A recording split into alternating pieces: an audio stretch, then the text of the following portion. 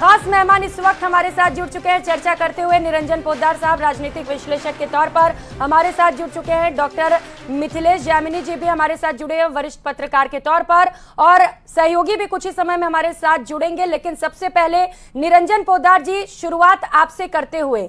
क्योंकि इससे पहले के अगर इलेक्शन पर नजर डालें तो निश्चित तौर पर जीत कांग्रेस की हुई थी, लेकिन अगर वोट परसेंटेज की बात करें तो बहुत ज्यादा अंतर नहीं देखा गया था, और 40 सीटें ऐसी हैं जहां पर बहुत ज्यादा डिफरेंस नहीं है हार और जीत में।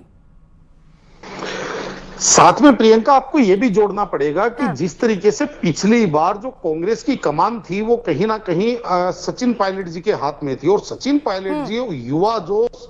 और जिस तरीके से उन्होंने पसीना बहाया था, गांव गांव ढाणी ढाणी जाकर के जनता के साथ कनेक्ट किया था। और मेरे हिसाब से युवा राजस्थान, जब सचिन पायलट जी को ये लग रहा था कि संभावित मुख्यमंत्री सचिन पायलट जी हैं, तो जो राजस्थान के जो यूथ था वो भी कांग्रेस के साथ बढ़ चढ़ करके उसने पूरा समझ लीजिए पूरा कांग्रेस का सहयोग किया। लेकिन इस बार के जो चुनाव है इनके अंदर दो तीन चीजें हैं प्रियंका जी। पहली बात तो ये है कि जो अशोक गहलोत जी ने जो आखिरी वर्ष होता है, चुनावी वर्ष होता है, उसके दौरान जो भी कार्य किया है उस दौरान जनता को लगा है कि कार्य हुआ है, या समझ लीजिए तमाम घोषणाएं हुई है। चाहे वो 52 जिले बनाने की घोषणा है, चाहे वो 500 रुपए का सिलेंडर हो, और ये जीवीर वो जीवीर, जितनी भी घोषणाएं सारी की सारी अंतिम वर्ष में हुई है, जिसका जनता तक अभी तक, जिसको कहते हैं धरातल पे, उसका अभी पूरी तरह उसका वितरण अभी जनता को अभी उसको मिलना शुरू नहीं हुआ है। और दूसरी तरफ आपका ये मान के चलिए कि जो पिछली बार जहां से कांग्रेस मजबूत स्थिति में बहुत निकल करके उभरी थी, मैं बात कर रहा हूं गुजर बेल्ट की, वहां इस बार शायद वो गुजर बेल्ट